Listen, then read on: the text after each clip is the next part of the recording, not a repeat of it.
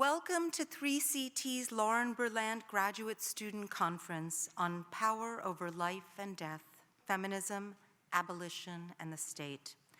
I'm Lisa Wedeen, and I'm the co-director of the Chicago Center for Contemporary Theory. I'm grateful to all of the graduate students who presented their papers and contributed to what was a remarkably enlivening set of discussions. Profound appreciation is also owed to an anonymous donor who has guaranteed that this conference, in Lauren Berlant's name, will be an ongoing and exciting fixture of 3CT. This year, the organizers of the event, Daniel Epstein, Helen Gavin Ross, and Kit Ginsky, deserve our special thanks for doing the hard work of creating the occasion for solidarity building. This final event is, of course, the eagerly awaited keynote dialogue between the path-breaking authors Sarah Haley and Sophie Lewis. And we're all immensely grateful to the two of you for taking the time to come here. Thank you. As I noted at greater length in opening the conference yesterday, the Graduate Student Conference happens every year, and it's named after our former colleague, Lauren Berlant, who died in 2021. Berlant was a beloved fellow at 3CT. Their brilliance, the sheer speed with which they converted an impression into an eloquent thought, their wit, playfulness, and generosity made Berlant a formidable force within our collective. Rather than romanticize resistance, Lauren emphasized the modes of genre stretching that attenuated conventional norms without undoing them. Even, she wrote, blockages or surprises are usually part of the convention and not a transgression of it or anything radical. They make conventionality interesting and rich, even. Whether in their analyses of national sentimentality or the comedic joke, or something as specific as Donald Trump's comb-over, Lauren drew our attention to the ways in which fantasies and practices of belonging operate imprecisely in interaction with complicated and contradictory environments of living. That's a quote. Lauren was interested more generally in atmospheres of feeling. In their book with Kathleen Stewart, which emerged in part through Berlant's 3CT-sponsored Writing Worlding project, Stewart and Berlant beckoned us to stay open to what's in our vicinity, to embrace a commitment to witnessing, to create not only from a theoretical position of estrangement, but also, quote, from the ground, where the ground is not just a backdrop or context. It's the sensed, social material, aesthetic atmospherics resonant in a scene, unquote. Lauren, in short, offered us language through which to understand our multiple, incongruous, often incoherent forms of attachment to the world. I'm grateful for their presence, past but also in the now of my own writing and thinking. She was my friend. By way of closing, let me pivot to thanking the staff at 3CT, without which this conference could not take place. Anna Searle-Jones, our indispensable associate director, deserves particular praise for her work and imagination. Thanks are also owed to Ryan Echolt, Sky Ann, and Jenny Paul. And now, without further ado, please join me in basically turning the conference over to Helen Galvin Ross. Thank you.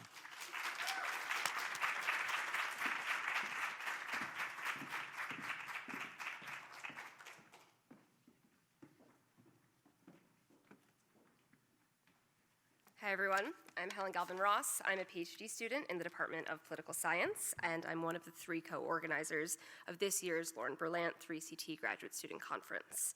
I am so excited to welcome you to this keynote conversation, which is the capstone to 2 days of truly fantastic graduate student presentations and productive conversations. This year's conference, as Lisa read, is titled Power Over Life and Death, Feminism, Abolition, and the State. Two major events in the last few years have drawn renewed attention to ongoing crises in American life. The Supreme Court decision in Dobbs versus Jackson Women's Health Organization, giving constitutional validation to patriarchal legal regimes of forced birth, and the murder of George Floyd by 4 members of the Minneapolis Police Department. These events simultaneously illustrated the routine and often fatal violence that accompanies regimes of racialized policing. In this conference, we've been interested in theorizing these events as more than just chronologically associated. How might we understand them together as vivid expressions of the state's multivalent power over life and death? Indeed, these events are cast against the backdrop of the COVID-19 pandemic, in which the state simultaneously abandoned minority and working class populations in the service of private accumulation and naturalized a vision of the home as a particular site of production and reproduction. Theorizing our present and the past from which it emerges, therefore requires renewed attention to the power of the state over life and death and its consequences for feminist and abolitionist critique and struggle. Who lives, who dies, who is compelled to produce life, who is abandoned by the state, and who is killed? Who polices these boundaries, and how are they constructed and contested? While Michel Foucault's conceptual distinction between sovereign force and biopolitical control may be useful, these two forms of state power and resistance to them frequently seem to travel together. How should abolitionists and feminists think about state power in our post-Dobbs, post-2020 conjuncture? And what can they learn from each other as they meet this moment? Turn things over to Daniel. Hi, everybody. Thank you so much for being here. My name is Daniel Epstein. I'm a PhD candidate in political science here, and I'm also one of the three co-organizers of the conference. I'm here to provide some thank yous and also to orient you all to some of the features of tonight's event. So first and foremost, I want to thank everybody who's participated in the conference the last few days, our excellent presenters, our faculty discussants who were so generous with their time and efforts, and everyone who made up our audience and helped make it such a fruitful intellectual exchange for everybody involved. I also have a long list of co-sponsors to thank, and I've written them all down so as not to forget a single one.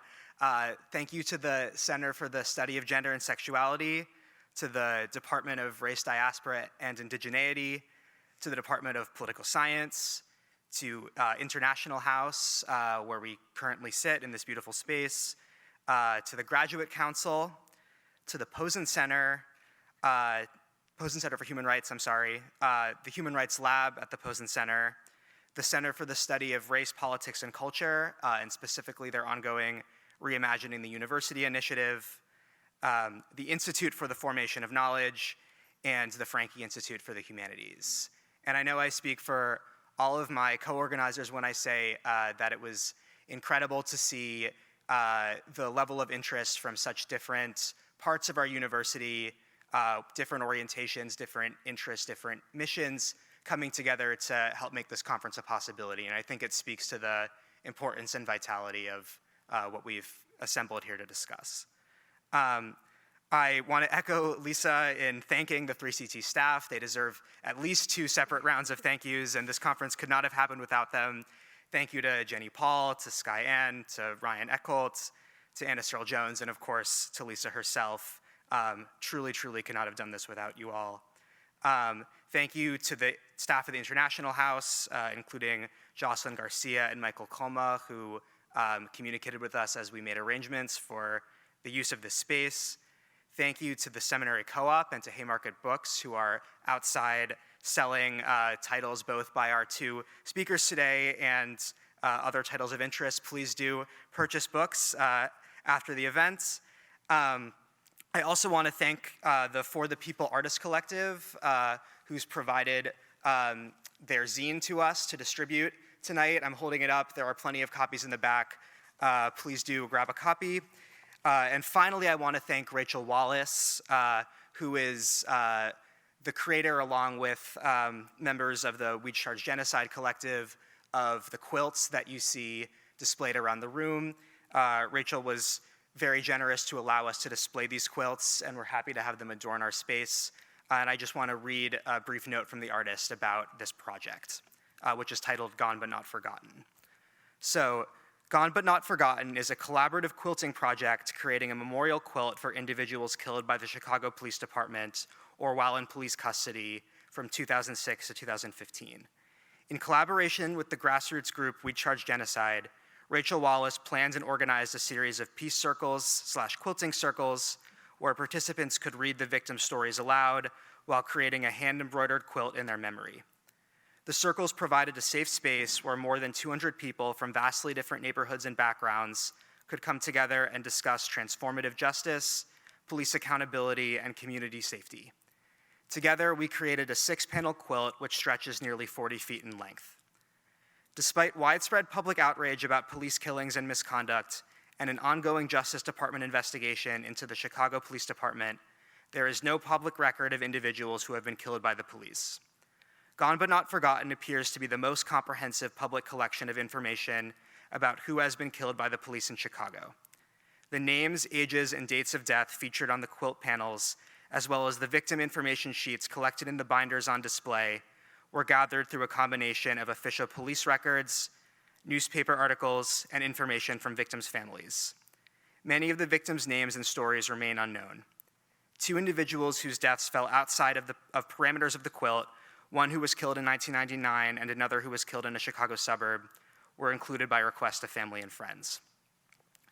By engaging in the slow process of hand sewing and focusing on the lives and deaths of individual victims, Gone But Not Forgotten encourages participants to engage in radical empathy, remembering that victims of police killings are more than statistics or another headline on the nightly news. No matter the circumstances of their death, each of these people had someone who loved them and mourned their deaths. The circle served as a venue to process the loss and trauma of police violence, and also to encourage each other to take action to end this history of violence in Chicago. So thank you to Rachel Wallace for these quilts and those words. Right, we're now going to turn to our keynote conversation. We are so excited to have Sarah Haley and Sophie Lewis here today. This conversation will be moderated by Kit Ginsky. So Sarah Haley is Associate Professor of History at Columbia University. She has research interests in the history of gender and women, carceral history, Black feminist history and theory, prison abolition, and feminist archival methods. She's the author of No Mercy Here, Gender, Punishment, and the Making of Jim Crow Modernity, which was published by University of North Carolina Press in 2016. Prior to arriving at Columbia, she worked as a paralegal and as an organizer with the Hospitality Workers Union, Unite Here, and was the founding director of the Black Feminism Initiative at UCLA. Sophie Lewis is the author of Full Surrogacy Now, Feminism Against the Family, which was published by Verso in 2019, and most recently, Abolish the Family, a Manifesto for Care and Liberation, also published by Verso in 2022. As a member of the faculty of the Brooklyn Institute for Social Research, Sophie teaches courses on feminism, trans and queer politics and philosophy, including family abolitionism, Shulamith Firestone, and Kathy Weeks. Lewis has helped foster communities of Marxist feminist cultural criticism with Blind Field Journal, and also collaborated with the Out of the Woods writing collective on the collection Hope Against Hope, Writings on the Ecological Crisis, which was published by Common Notions in 2020. Their conversation will be moderated by our co-organizer, Kit Ginsky, who is a PhD student in the Department of History and the Crown School of Social Work. She studies gender, labor, and social reproduction, and is writing about the history of American social work in the interwar period. So, we're now going to turn over to those three.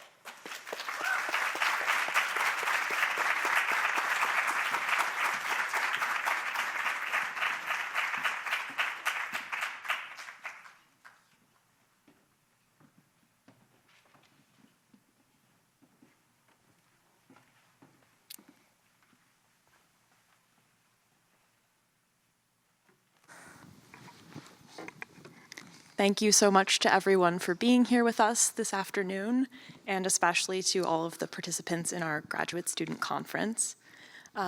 We wanted to begin the keynote discussion by asking Sarah and Sophie to share a brief statement relating to their work and the themes of our conference.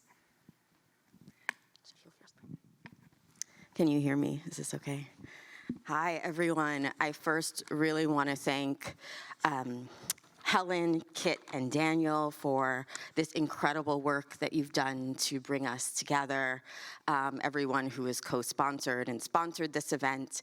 It's such a pleasure and an honor to be here in Chicago, where such incredible Black radical organizing is happening, including one of the places where scholars are really doing radical organizing, which is not always the case.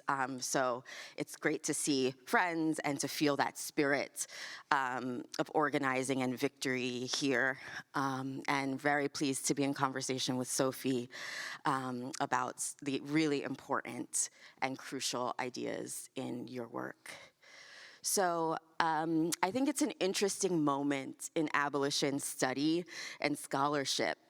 And one of the things that I felt viscerally in reading your book, Sophie, or your most recent book, is that it felt to me, in arguing for abolishing the family, it felt like the moment when Angela Davis wrote Are Prisons Obsolete, in the sense that it was new, right? And it was a splash, and it felt like an early moment in abolitionist thought and organizing that we're a little bit far from today, in which abolition is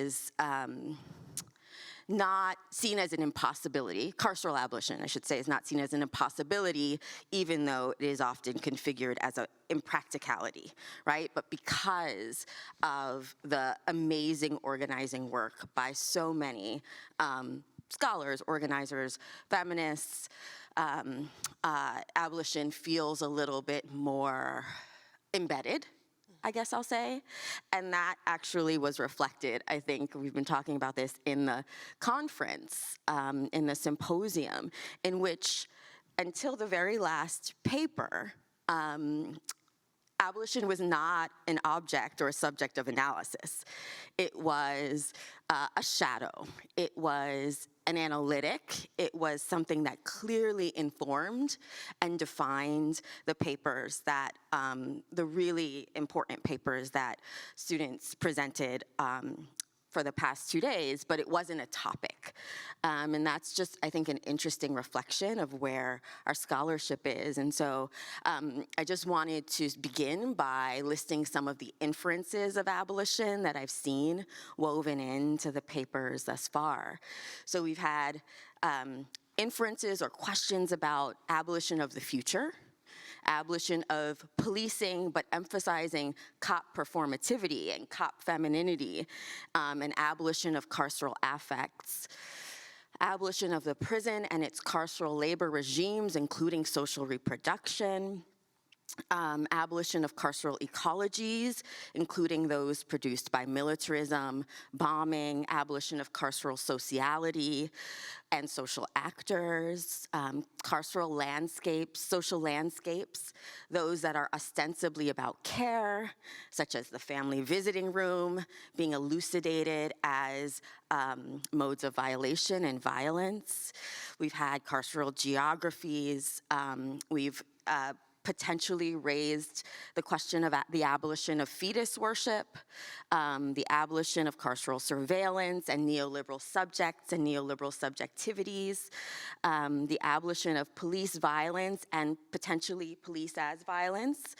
I say potentially in that that wasn't explicit, but that was the sort of inference. The abolition of biopolitical state violence and carceral temporality produced by carceral technology, the abolition of carceral constructions of contagion, the abolition of man-state, the abolition of carceral geography, and finally the abolition of prison as regime. And so those were potentialities raised that I found so inspiring, and such convergences among all of the work that's happened, thus far. And I guess what I'll just end by saying is I wanna say how much I respect the deep analytical work that went into the conference call and the conference theme. And I especially appreciate the contention that the moment in which there's the convergence of George Floyd's murder and the ruling in Dobbs is not merely a convergence, that they're mutually constituted. And of course, we can see that mutual constitution in the most wrenching reality of George Floyd's murder, one of them, which is that he was calling for his mother when he was killed, right? And so the state that produces the extinguishment, the obliteration of Black life is, of course, the same state that, as you eloquently say, Helen, mandates the forced childbirth. And so I'm very pleased to continue to think about those questions and ideas with you, Sophie, in particular, the constitution of the carceral state and the family together. Thanks for that, Sarah. Yeah, so the word abolition was in, I think, 2016, sort of pointed out to me as someone who grew up in Europe. In fact, I grew up specifically in France, where to this day, sort of abolitionist is usually used to mean prohibitionist in relation to the sex industry. And my curiosity when I was doing my PhD about the partial commodification of gestational labor was immediately sort of coming up against French feminist assumptions in my contacts that I would agree with a position of prohibitionism on this burgeoning gestational labor market. And as I think some of you probably know, that wasn't my instinct, and it's not what I ended up wanting to say in my first book, Full Surrogacy Now, which is, in a sense, Durba Mitra suggested this to me last week, as sort of, it's about the shadow of the family, the labor that gets excised from the family photo. And I should finish that thought later. The position of gestational laborers who in the sort of markets for surrogacy, what we currently call surrogacy across the world, is, not perfectly analogous to that of sex workers the world over, but there are many analogues. There are, many analogues in the feminist side as well, sort of humanitarian paternalism that goes over the heads of workers and their self-organization, their desires, their politics are not centered in the debate. But even more fundamentally, where I was coming from, and I think this speaks to the very flattering thing you said about a possible resonance between Abolish the Family and Are Prisons Obsolete. In the sort of red decade, the long 60s, there was a consciousness that the private nuclear household, or the so-called social factory, was a part and parcel of the capitalist totality that, had to be dismantled, would necessarily have to be revolutionarily transformed if capital was truly going to be eradicated from this earth. And that there's a whole conversation about how it is that memory gets unmade and how that knowledge is disappeared, right? But the thing that I was so surprised to find in academia was that in all the conversations about so-called assisted reproductive technology, feminists were forgetting to ask compared to what, and the naturalized sort of normal image of a family was falling out of feminist criticism. So feminists were so interested in thinking about what could go wrong, which indeed it does, right? My book is about abuses, but workplace atrocities, bad conditions in that industry. But we're so interested in that they were suddenly, in fact, romanticizing, the family, which for me as a, selective rehabilitator and critical sort of time-traveling comrade of women's liberationists from the 60s and 70s was quite sort of shocked by, how could that fundamental instinct have been lost to such a degree, that there is, that the notion that the private nuclear household and the family is ultimately the sort of object of radical feminist and gay liberationist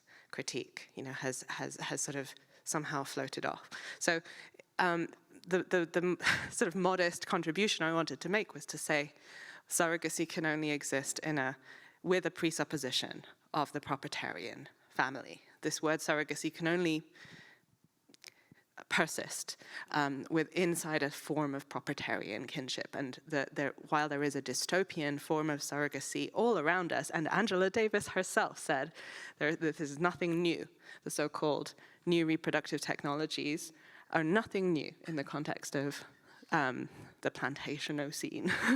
I mean, she didn't use that word, but you know, the dystopian sense of surrogation as a mode of, it's in a sense we could say Shelley Colin's reproductive stratification is a synonym for this dystopian sense of surrogacy. But as, you know, some species of unorthodox Marxist, I am interested in a dialectical possibility of turning that inside out, where the surrogacy of communism, since Ruthie Wilson-Gilmore is saying, I think, increasingly that for her, abolition is in a sense also a synonym of communism, the abolition of the present state of things. We have sort of not just acknowledged that we are the makers of one another in surrogated, probably always in some sense messy and asymmetric ways, but we have also learned to act like it, you know, as comrades, beyond reified notions of kinship. So when I was reading Sarah's book, No Mercy Here, rereading it, I was, incredibly moved to find that we have so many common roots, or I should have, you know, been with you when I wrote my book, but in fact we were traveling in parallel, thinking about Hortense Spillers's account of the, in a sense, wide open indeterminacy of the field for that black female social subject who has been cast outside of the symbolics of propertied kinship and binary gender. And with Tiffany Letabo King, who reads Mama's Baby Papas maybe as a potential family abolitionist text, it can be read in other ways. And Spillers does not say that it is, but Tiffany Letabo King says that this sort of radical sort of necessity for a making of a place for that insurgent female social subject can be thought of as a potential sort of pathway into an abolitionism that would unite the abolitionism that has become so globally almost familiar, thanks to the, you know, the movement of hundreds of thousands of feet in the George Floyd rebellion, the prison industrial complex abolitionism, and an abolitionism of the intimate sphere, an abolitionism of gender, for which I think we need an abolition of the family. Well, you've both certainly started to chart out an answer to our first question, but I'm going to push you a bit on it, which is this word abolition, which has all of these modifiers: abolition of the family, carceral abolition, the abolition of slavery. And I'm wondering if I could ask you to give us a definition of abolition as it comes up, as you use it in your work. And especially, I think Sophie just started giving us some of this, so maybe we can start with you, Sarah. Sure. I will refuse that request to give a unified definition of abolition, but I can talk a bit about how abolition has informed some of my thinking in No Mercy Here and in the current project that I'm working on, which is abolition is both a theory and a practice in my work, in which I try to construct both an abolitionist structure of a book and to advance certain, I think, central ideas in abolition, including the fact that both policing and prison is inherently violent, right? And so while marking certain, quote unquote, excesses of violence or demonstrating certain forms of violation that I think are specific to Black female subjects of the carceral state in the late 19th and early 20th centuries, I try to confront the inherents of violence, of captivity, of carcerality, of policing, and to, and this is all, of course, drawing on Black feminist abolitionist critique, but to think about the role of the carceral construction of the domestic and domestic sphere, domestic life. I also, and I think I'm going to just do a bit of practice here, like, I also try to, No Mercy here is never, hopefully this is apparent, never about crime. I'm not even sure if I use that word except in quotes. It is all about activity that is either understandable or admirable, that is criminalized, that is repressed, that is constituted as against and outside of the law disparately. So to challenge a kind of category of crime, and to challenge carceral language, inmates, et cetera, really trying to emphasize Black women's subjectivity in the language of the book. So those are kind of, I guess I would say they're abolitionist tactics. But I also, and I think this often gets lost in readings of No Mercy here, so I wanted to emphasize it. But I did try to chart a Black feminist genealogy of abolitionist thought and practice, and to position imprisoned Black women and criminalized Black women as artists, as intellectuals, as actors in fundamental challenges to the carceral state, not challenges to the unfairness of the carceral state, but challenges to the existence of the carceral state. And so, you know, I am so admiring of the work of Abolition Feminism Now, Erica Miners being one of the authors, for that genealogical work, for that argument of the book. Twofold. One is that abolition is feminist, that feminism is not an adjunct to abolition, that it's at its core, but also that in order to understand part of the practice, to your question, Kit, of understanding what is abolition, what's the definition of abolition. I guess I'd say read Abolition Feminism Now, but also that the claim there is that it's genealogical, right? That part of the answer to that question is how it's been made over time. And so, you know, I guess I'll also say that, and this is where I think we're in deep conversation across much of our work. But right now I'm working on a project that's seeking to think about the role of the domestic in the buildup of the long contemporary carceral state, from the late 1960s to the relative present.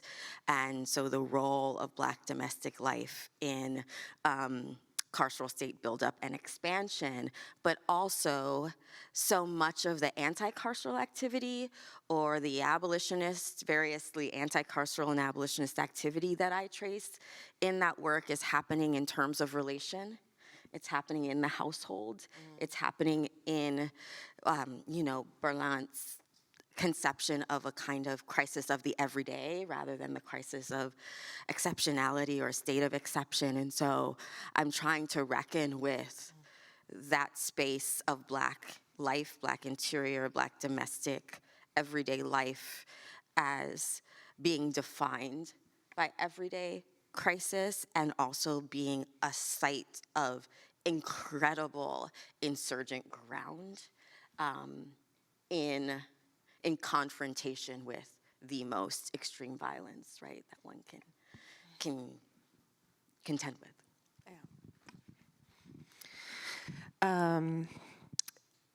I like the definition of abolition that I've received from Gilmore and others that sort of helps me imagine it sort of visually as a mass process of starting almost everywhere but where you seem to be pointing, the police, the prison, the family. So you build the world that would make the thing you've named fall away, feel unthinkable, and maybe crucially not feel needed, right? And the promise of, justice under capitalism is sort of travestied in the carceral actuality that in the present.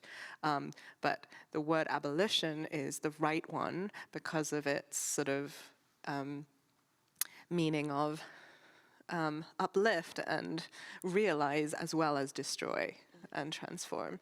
So it's not sort of, it's not an impulse of pure, there's no sort of contempt towards the element of towards the need that the present state of things purports to meet, right?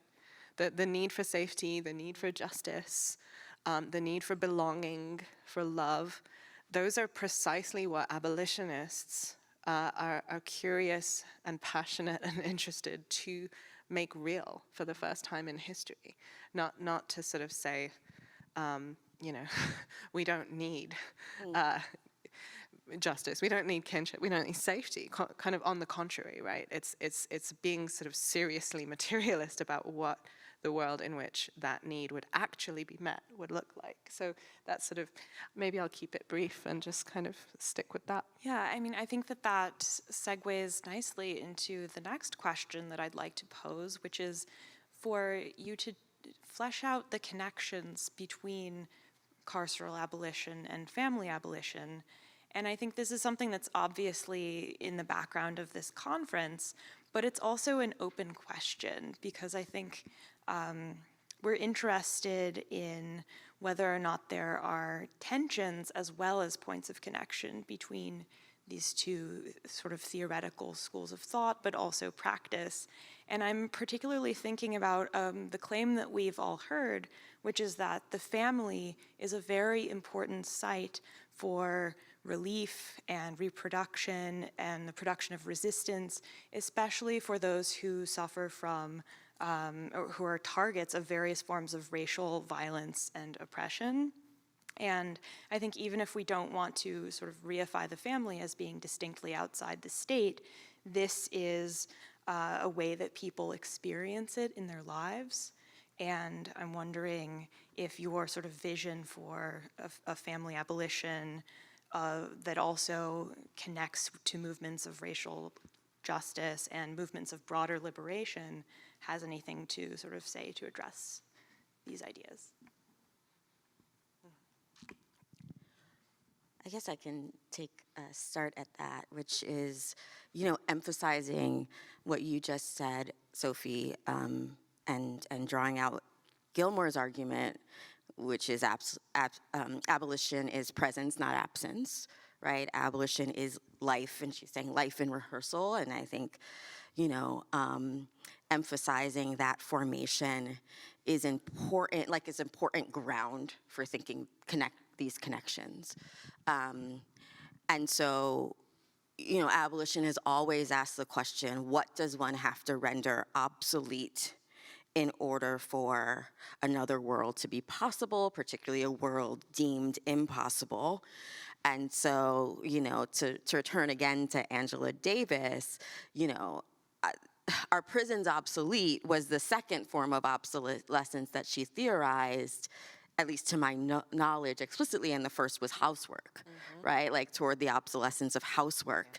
And so it has always been a kind of connection between what is the site of violence and violation in the familial sphere, in the domestic sphere, and how does that relate to the obsolescence of carceral regimes and carceral regimes as modes of social reproduction of violence and capitalism. And so I think, I'm just trying to lay the ground for some of the conceptual foundations. I think that there's another register of linkage that I think in terms of how we both think about these two questions or their relationship, which is one you've already referenced, which is Hortense Spiller's argument that the Black female subject is outside of the traditional symbolics of gender. And if we take that potentially as being a query or a argument for gender abolition, gender as violence, which is what another mode that I tried to argue in looking at, at the development of Jim Crow modernity in the carceral state, gender as violence, and violence that constructs the carceral state, right? If gender is a form of violence that constructs the carceral state, then we have to interrogate, at least interrogate, the structure through which gender is formed. One of the primary structures in that is, of course, the family, right? And so if we can contemplate gender abolition, I think that requires and demands us to at least contemplate family abolition. But Kit raised the question of where does that leave us in terms of questions of relationality, questions of obligation, questions of responsibility, questions of, I don't really want to engage the word protection, but like a deep relation that is required for the survival of subaltern subjects, that is constituted in love and reciprocity sometimes, but necessity, like the necessity of the bond. So how do we hold both of those things together is such an urgent question. And one of the things I just want to say that I truly admire about your manifesto is that you do not shy away from those. You might have written a book that didn't so centrally grapple with those questions of Black feminism. Like, you didn't have to engage Hazel Carby's query about, her historical query about the centrality of the family and feminist thought, in which she said, well, white women listen, right? The obsolescence of the family or the assumed violence of the family is constructed in a genealogy of whiteness, right? So, Well, to pick up from exactly that, I mean, the thing that struck me as well about that intervention is how far we've moved even since then from the situation where Professor Carby can complain that white feminisms are too anti-family, if that makes sense. And the conditions of possibility on either end of that revolutionary period are so different. They feel so different to Black feminists. If you look at what, Pat Parker is able to say against the family, and you compare that to what is then, necessary to say in that intervention, white women listen, I think we can kind of understand that as a sort of the triumph of an anti-utopian, counterinsurgency, So I think actually, Carby's also got in that same essay a lot of notes that we could, that I obviously choose to amplify a little bit. It's a nuanced discussion. She says lots of things that have also been lost in the intervening time.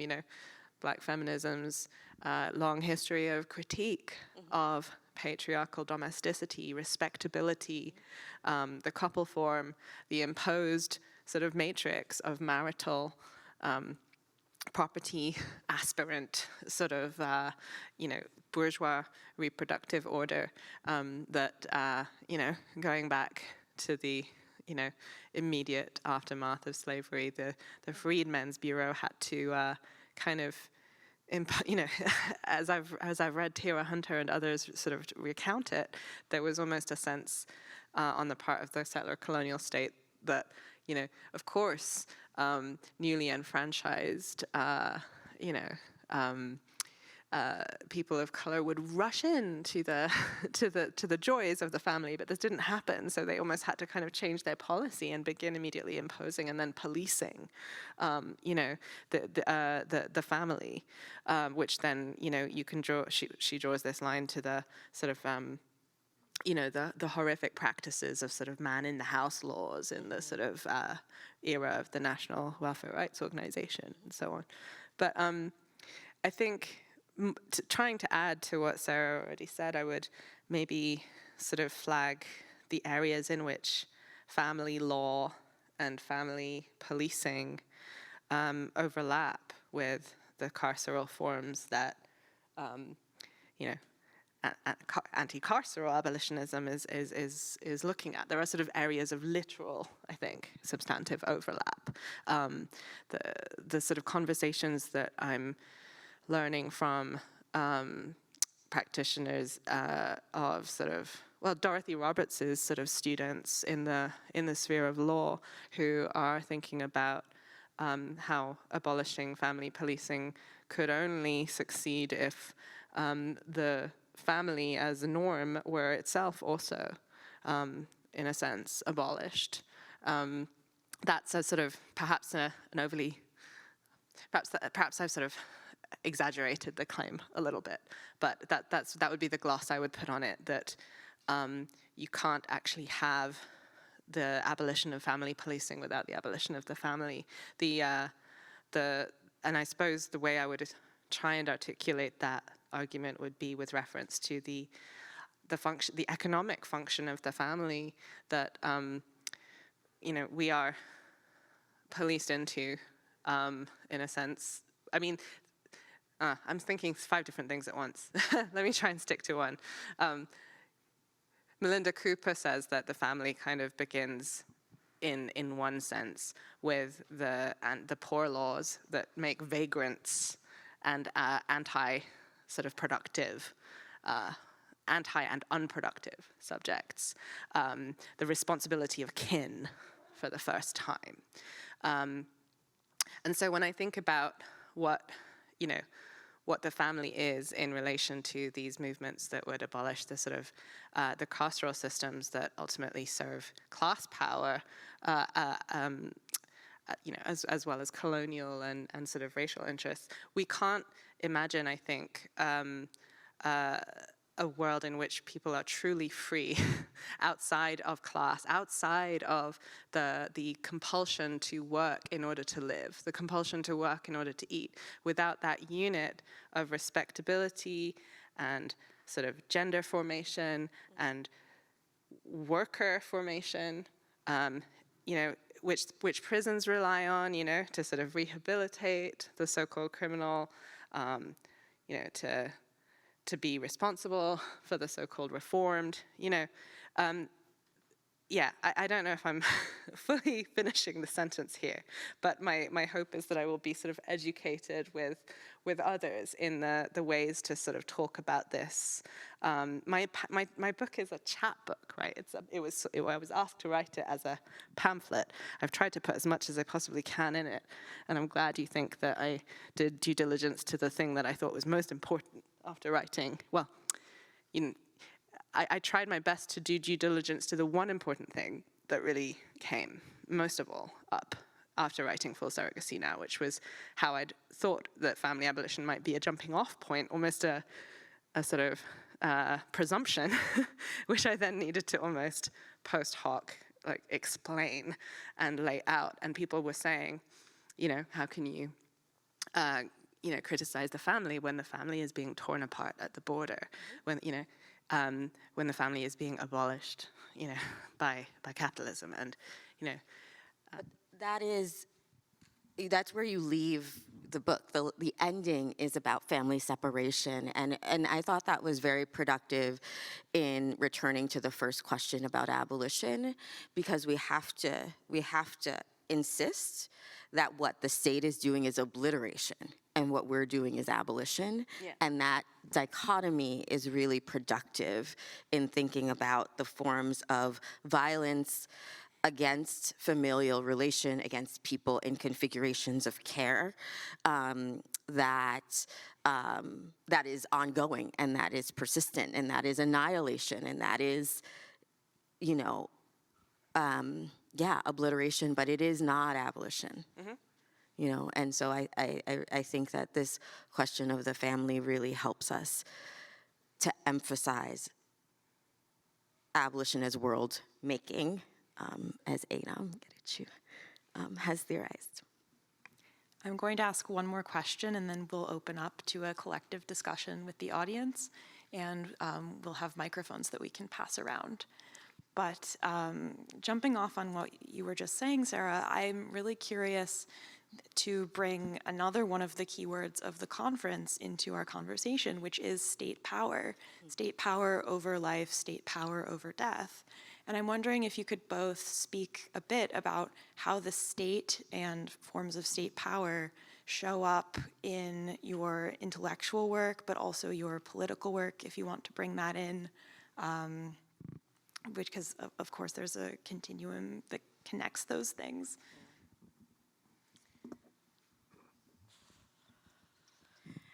It's such a big question. It's simultaneously so obvious and so elusive, because state violence is everywhere in working on in Black women's history and in thinking about the ongoing forms of carceral violation and repression and containment. And so I guess what I would say is that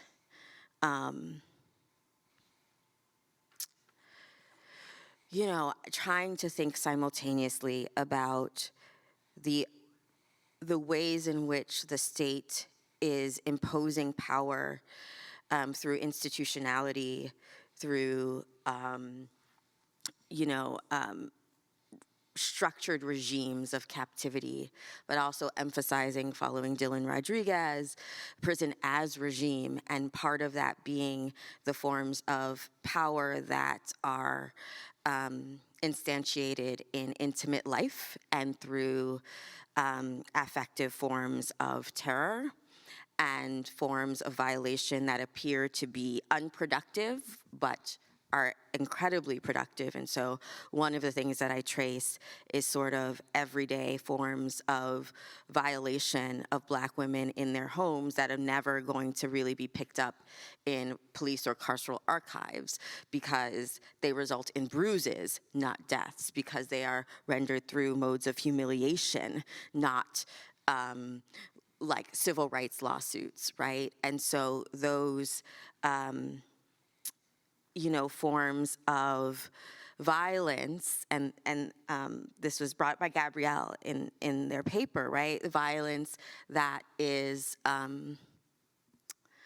most ordinary, that is most invisible, I think is one kind of intervention that I'm trying to make around how the state operates and what it does, and why the household and why social reproduction is so critical in understanding state capacity and state sort of everyday carceral practice, which is something that I'm trying to get at. Oh, I mean, it's a really good question, and I always squirm a little bit when asked about, so maybe I'll start with just saying that when I'm lucky that there are sometimes people who want to talk about these themes to me, from Scandinavian social democratic context. So whenever there's a Scandinavian journalist asking me about my book, they always think that what I've said is that the state should take over everything to do with child rearing. And I'm always a little bit horrified, but I don't want to be rude. I just sort of, I just hope that that isn't what I say in the book. But I understand how, from a vantage point, I mean, as someone who has at times in their life been susceptible to the sort of romance of, and still now, the romance of the NHS. I was talking to Sarah about what it feels like in your body to move to a country where the the population, I don't know what word to use, society has decided not to pay for my care if I'm hit by a car. I have to pay for that with insurance. It's mind-boggling. It's actually quite intense, right? But that's a privilege. But, I'm not sort of ignorant about the colonial violence on which those social democratic sort of systems of, welfareism were predicated, right? It's just, I'm really, really pessimistic about good things coming from, appeals to the state. I'm trying to think of a sort of concrete example. I think, so with abortion, where we're at right now, there doesn't seem to be, for me, a very obvious pathway to, the decriminalization of withdrawing your gestational labor, or indeed the decriminalization of gestating when Black, right? And I would rather concentrate efforts on what has sort of always been the case, the sort of building. I mean, people have, outside of the sort of, spheres of society where, paradoxically, abortion has usually been accessible, sort of almost always, right, in this country. Outside of those spheres, paradoxically, is where the sort of the base building, the sort of infrastructural sort of networks and provisioning knowledges for techniques, abortifacients, synthesizing, mifepristone, misoprostol right now, is something that you can get into quite easily. It's still legal. It's still legal to synthesize estrogen as well, for that matter, right? A lot of the comrades doing this work are the same people, in Philly, the people who were, reacting most creatively and passionately and visibly, in my experience, to the overturning of Roe, or the Dobbs decision, were trans women who were already in that kind of mindset of creating, hormone underground railroads and so on. Yeah, I don't know. I think the family is, in a sense, a state institution that's very difficult to see as one. We think it's so voluntary and organic and a sanctuary indeed from more overt sort of manifestations of the state, the violence of the state, the discipline and violence of the market, of your boss, But what would it mean to sort of make visible, that administrative sort of affiliation that we sort of voluntarily get into, the affiliation to name, to inheritance, to lineage, as a way in which we give ourselves to the state, and that's not even getting into the way in which the family is a sort of microcosm of the nation. I mean, you could almost see this a little bit with COVID sort of stay the fuck at home directives, where there was a real patriotic sort of undertow to the celebrations of essential workers. It's difficult to talk about sensitively. Essential workers died, right, en masse. They included security guards, who are essential for what?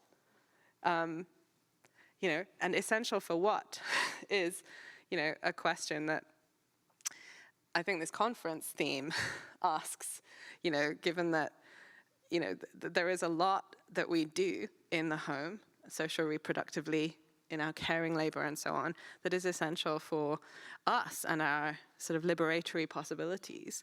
But at this very same time, it is essential for capital accumulation. You can't always see, the crack between those two things because they're in the same labor.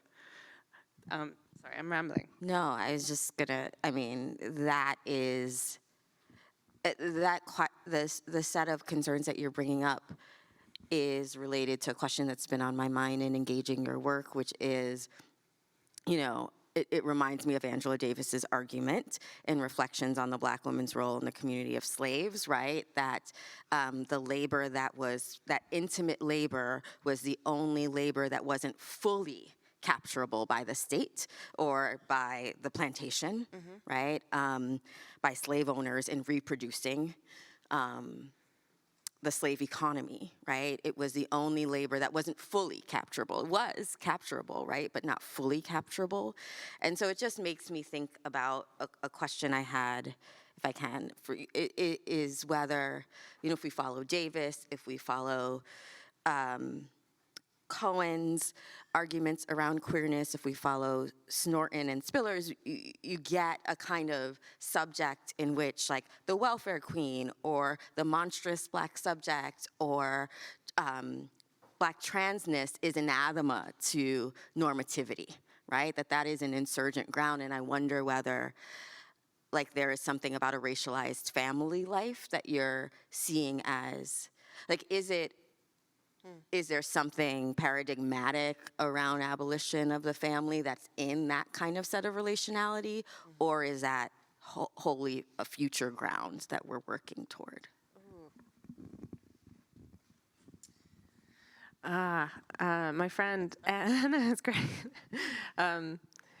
My friend Emmy O'Brien has this book coming out that uses the trope of beloved community to think about family abolition, and it's coming out with Pluto. It's called Family Abolition, and she sort of talks about family abolition as the struggle that is informed by the desire that no one be bound together violently anymore, and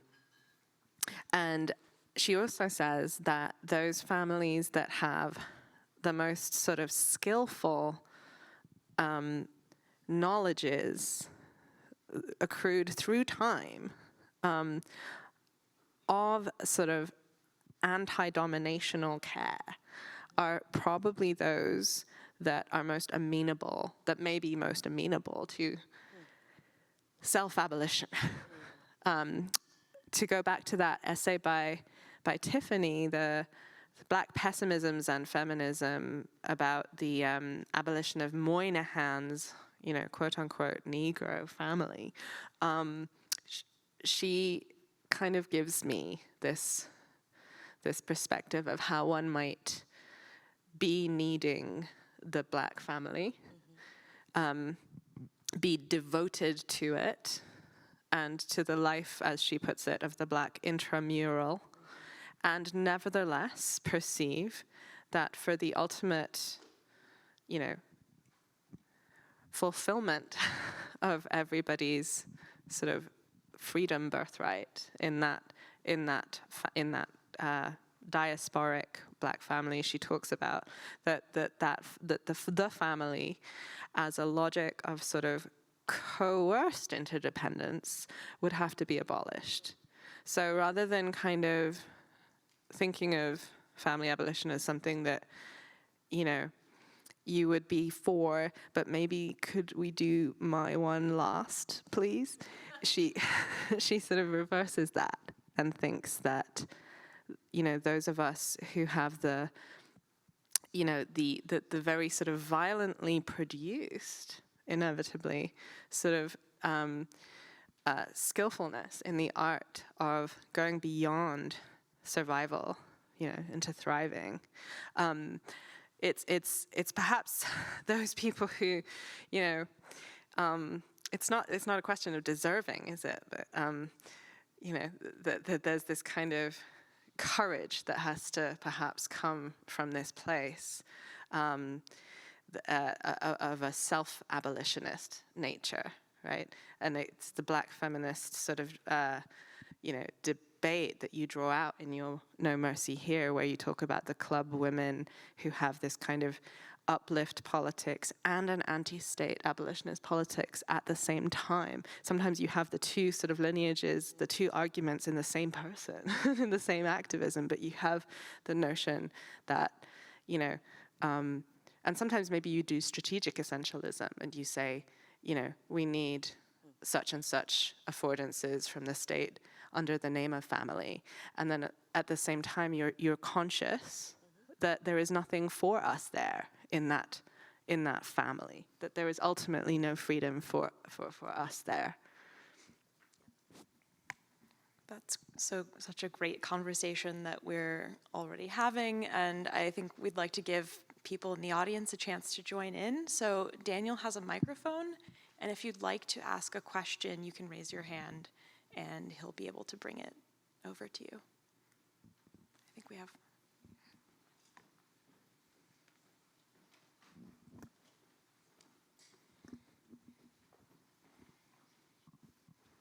Hi. I was wondering if you two would be interested in speaking to the conservative movement toward censorship of like critical race theory in schools and libraries, and the way that that is often framed as being about like white parents' parental rights over their children, and also white children's discomfort with learning about American history. I've often seen the counter-argument be phrased as like teachers have master's degrees so they know better than parents, and I'm wondering if you can think of or like what a different way of formulating the argument would be that still emphasized children's agency rather than teachers' expertise, but didn't also privilege like parental rights. Yeah, I guess what I would say is that we know that the movement to repress critical race theory among many, many other topics that could be either under that rubric or related to it is not an abstraction. It's a, it's a specific mode of white supremacist institutionality, right? It's an attempt to transform schools into contexts in which white supremacist ideas can proliferate. So it is a culture war, and it's a culture war in which Black queer studies and Black feminist studies is at the center precisely for it raising, of course, these questions around what relation ought to look like. And what gender ought to look like, or whether gender is obsolete. And so I think it is nearly impossible for me to answer the question sort of as formed by like, who is the category of person that ought to have jurisdiction over what people learn, because I guess I follow someone like Patricia Williams in the sense that I find those like abstract legal questions or policy questions to be a ruse for the fraught struggle over race, gender, sexuality, and power. And so I would always kind of want to go to the particular of what is being repressed rather than kind of who has a claim to knowledge in that context.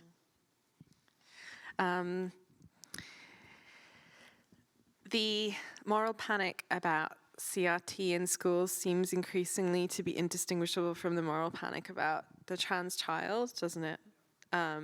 Which is worth thinking about because the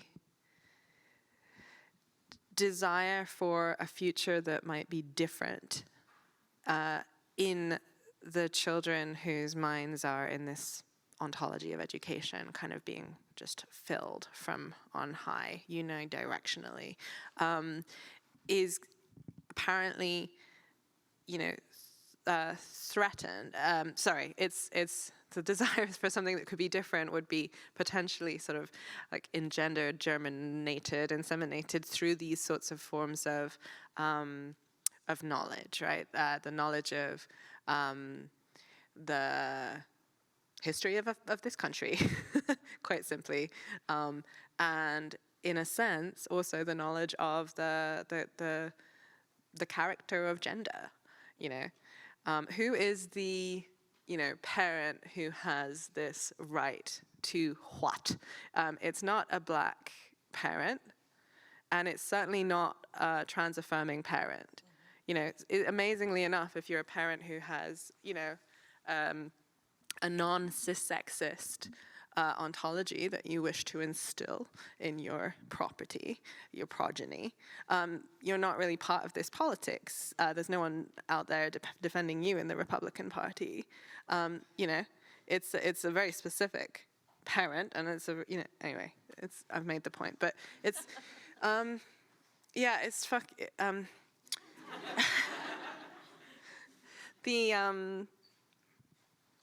there are sort of critical childhood studies giants here in the room who I have too belatedly really learned from as part of my sort of abolitionist education outside of the academy, or with one toe still in, I guess, unpaid, which is maybe why I get to say the sorts of things that I say. I mean, you say the sorts of things you say inside the academy. Well, I'm going to make a plug, though, because you're talking about like academic politics and folks in the room. So you should read Erica Miners's work on the child, and also tune into a set of conversations that are going to happen in May from an organization called Scholars for Social Justice, which Kathy Cohen co-founded, and having these conversations about like Black, trans, and queer and feminist knowledges under repression. Yeah. So,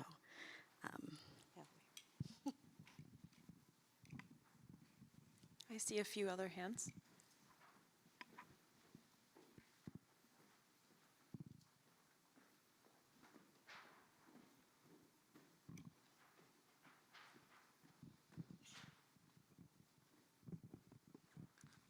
Yeah, thank you both so much for being here, for all of your comments and for all of your ideas.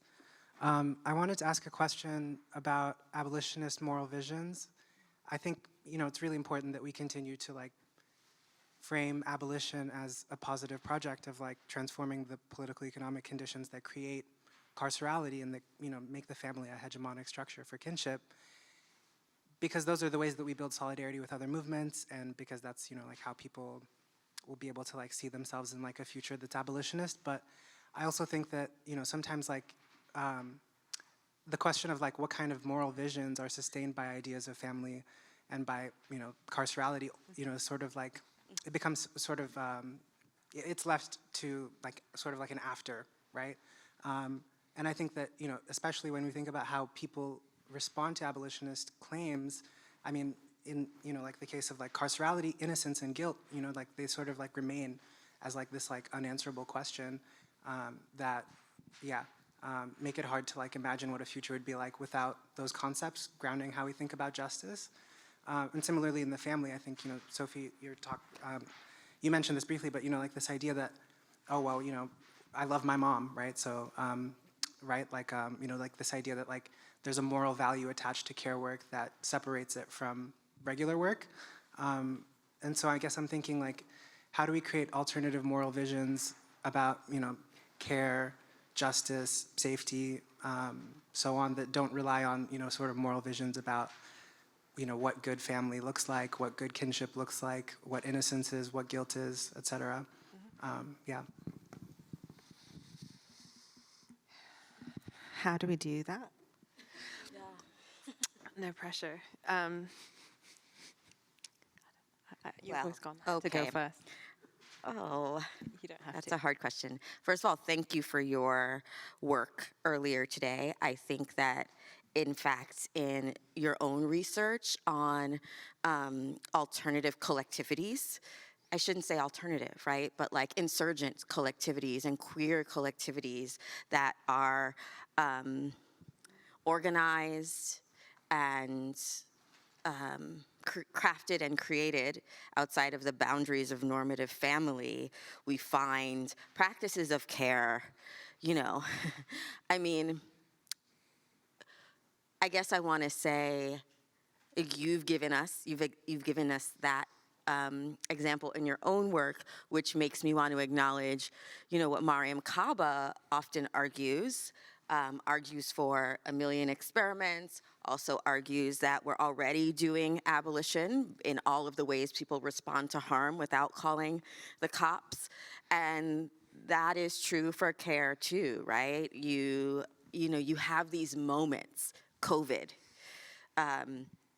AIDS crisis, like you have all of these moments where people are creative in ways that confront respectability, that confront state violence and dispossession and abandonment, and that are outside of the traditional symbolics of family, as they are often outside of the traditional symbolics of gender. And so I want to say that we have those experiments, but that I guess maybe, Sophie, would you argue that what we have to do is scale them up?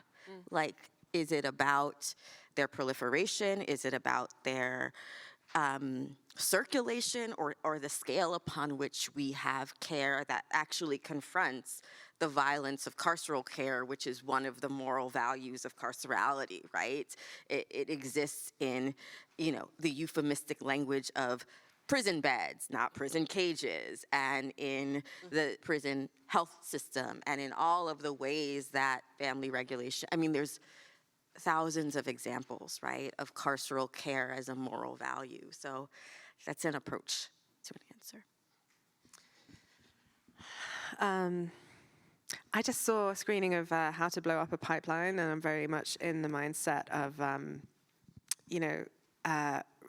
that sort of educational project that reminds people, because that film, I don't want to ruin the plot for you, but it encourages you to assume that state power is going to prevail, and that the informant and the snitch and the undercover policing operation will inevitably, almost sort of, ontologically kind of unfold in a certain way, and it doesn't. And it has these sorts of very hopeful, practical sort of lessons. And I'm sort of thinking that you use the word moral. I don't want to sort of, shy away from it. I think the concept of the child has to be destroyed. I think that the concept of childhood innocence, with which it is synonymous, has to be challenged finally on the left, which never really came up with an affirmative counter strategy when Anita Bryant and her, it shouldn't be her. It's always a sort of baddie woman that the left gets to hate, whereas it's obviously not really about her or any, but the sort of the sort of slogan, "Save our children," against, which is exactly the same one that's being used now, obviously, was such a brilliant strategy on their part, on our enemy's part. But I almost want to say no robust sort of alternative vision was mounted ever since the 60s. When people call trans women and drag queens and queer people and, octopus fucking feminists, pedophiles. Sorry, that was a bit of a deep cut. Never mind. That there is no, it just works, doesn't it? There could be, it just works. Because there is no ability, no one backing us up in the sense of a narrative that, protecting children's sexualities might not mean denying that there are sexualities there. Children's liberation and youth liberation is a phrase almost more buried from the popular consciousness than abolition of the family, I would argue. In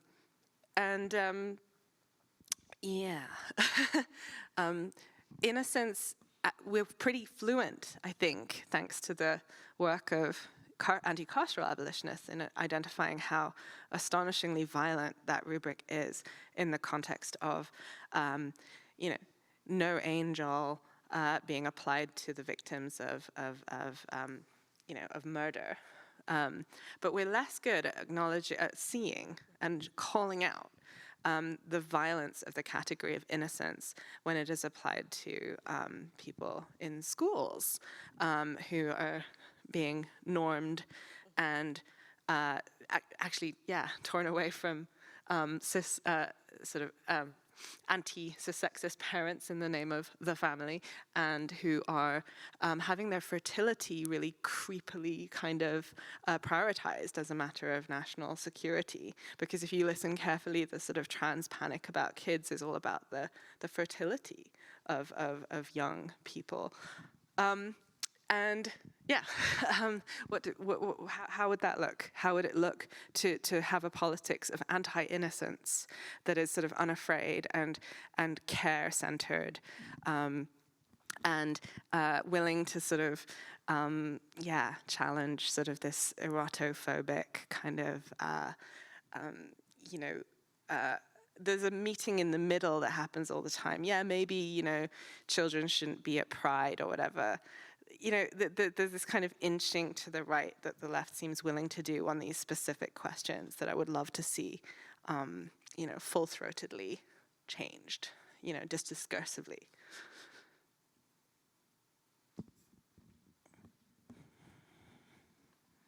I think Gabrielle has a question.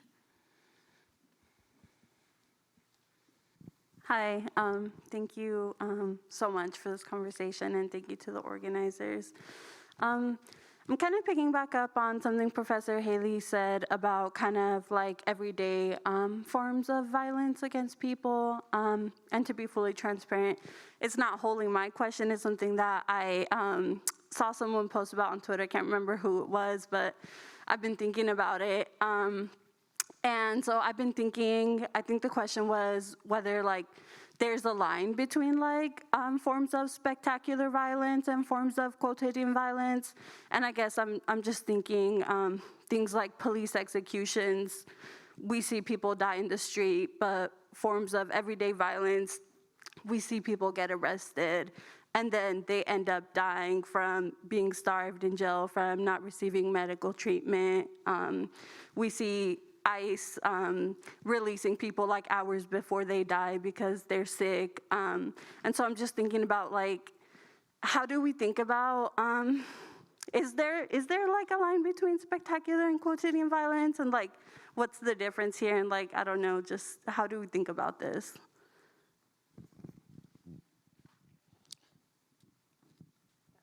Well, in your paper earlier, you cited Saidiya Hartman's arguments around the quotidian and turning our attention to violence where it's most obscured. And I think that is not,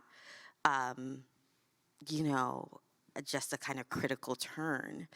It is a reflection of the fact that every year in prison reduces one's life expectancy by 2 years, not because they're going to get beaten by a guard, right, but because of the mundane conditions of violence. And I often don't use that quote because I think even its iteration is so violent, and we have differential relationships to the experience of being imprisoned, but it is true. It is also true, and I've been thinking about this constantly in this conversation, that, while while in this country, essential workers were thrown into incredibly dangerous conditions with no protection that should have been obvious, right? And that was fully available, if not for, the conditions of capitalism, that while that is the case and that's a rendering of disposability, there's also the everyday disposability that's reflected in the Black maternal mortality crisis, right? And so what would we characterize that? How would we characterize that? Is it spectacular? Is it everyday? It is obviously both. And so I do really appreciate your question, because what you're asking us, I think, is to further develop the ways in which the entanglements of the ordinary and the spectacular are crucial for any analysis. And that's something that's so important as we're here thinking about Professor Berlant's work, right? Your question sort of made me think about, specifically asking me to think of sort of spectacular and intimate sort of mergers, like the sort of, the white feminine sort of call out of Emmett Till, that kind of moment, does that qualify perhaps, you know, and I was thinking yesterday when we had the presentation about the wives of police officers, about how inextricable the sort of family of the police, man or woman, is really to it, the institution as a whole's legitimacy, and its kind of cultural glorification on Instagram and elsewhere.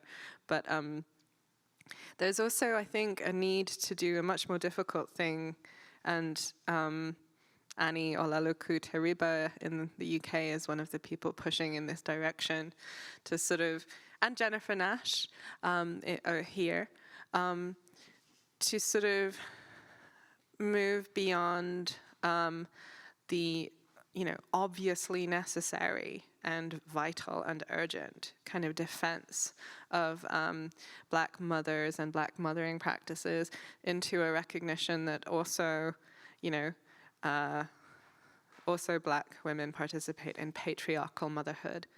And another thing that came to my mind, another instance, is this kind of when riots erupt in the US, there's a very symptomatic, I've noticed, sort of circulation in, you know, white media of images of a Black matriarch disciplining her son who was out rioting. Have you seen these images? They're very sort of comestible to the sort of US sensibility, right? Look how wonderful. Look how excellent. This, you know, this mother is kind of patriarchally disciplining this hoodlum kind of thing. That those footage snippets are really popular and adored, and it's uncomfortable, to be sure, in this, you know, given that those images are being deployed by our enemies, but we also have to condemn that sort of uncomradely assertion of parental power, I think, you know, and Teriba is interested in reviving the tradition of thinking about motherhood as a location of patriarchal domination. And so it's not enough to simply romanticize you know, the sheer the existence of perhaps, you know, even plural polymaternal sort of setups, if there is a notion of, you know, straightforward sort of adult supremacy, some misopedia, right, the sort of hatred of children that might be in the mix. How could it not be in the mix, right, in this world, right? So I don't know, those are some sort of scattered thoughts really, but yeah, I really like the work of Jennifer Nash. I think de-romanticizing and asking difficult questions about the need for a sort of banal terrain of sort of Black parenting that is neither kind of abject nor sort of sensational and idealized. You know, that seems like a really important dimension of her work. Sorry. I think we have time for just one more question, and then we'll have a reception where we can continue the conversation.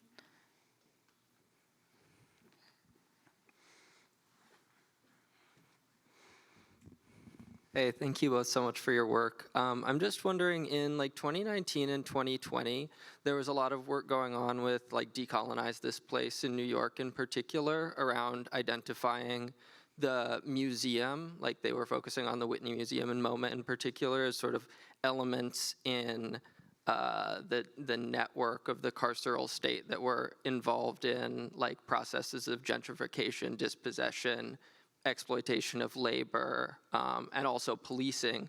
And from those conversations around that topic of the museum also emerged the recognition of the university as complicit in these processes as well, and there was a discourse emerging about the abolitionist horizon, including abolition of the museum and the abolition of the university, as institutions that are fundamentally, you know, complicit in these processes. And I'm wondering how you see abolition of institutions like those that are often held up as sort of like bastions of potential liberation by liberals or people on the liberal left, how you see an abolitionist horizon that encompasses family abolition and carceral abolition as also including institutions of that sort. Should I? It's totally up to you. I sometimes maybe you might not want a minute to think. Well, yeah, I think that that's an important question because I think that there is, I don't know what I think of university abolition.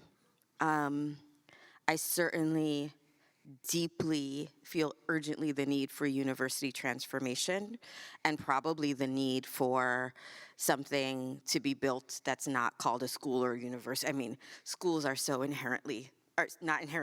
schools are so pervasively violent, K through 12. Universities are so structurally violent and dispossessing. But I don't know that I would, I think I struggle with making the equivalency of carceral and university abolition in that I work in a university, and granted I'm privileged to be able to do this. Many people are compelled to work in prisons, but I would not make that choice. There is a distinction between, I think, the magnitude or inherency of the violence that makes me want to emphasize a distinction and a difference without at all diminishing. I think a distinction and a difference that emphasizes the world-destroying, absolute, inherent, everyday, unremitting violence of the prison and the jail and policing that I think is of a different order, categorically different than the university's significant brutality that is evident in its gentrification, in casualization, in corporatization, in the proliferation of knowledge that is used to enhance and advance policing. I worked at UCLA for a long time where predictive policing was sort of developed and theorized. And so it's not just in those research practices, but it is in, of course, the structures and technologies of the university itself, including its police. So that's sort of where I am in a struggle around those questions. And of course, the museum would be similar, right? Yeah. The Abolition University Collective, or is that what it's called? This wonderful collective that wrote an invitation to abolitionist university studies in 2019 came to Philly, where I live, last week, and we did an event in which one of the organizers present on the panel was a local activist called Sterling Johnson, who works against the dispossession of the local community in West Philly in the townhomes by, the University of Pennsylvania behemoth. And I was honestly a little bit unsure what the links between these kind of housing struggles, abolition of the university as a theme, and my work would be. And then it just kind of was told to me. It was so evident, and it was very moving that, Sterling was talking about how he couldn't envision an abolitionist end to the struggle he's involved in the townhomes without family abolition, without the abolition of property he named.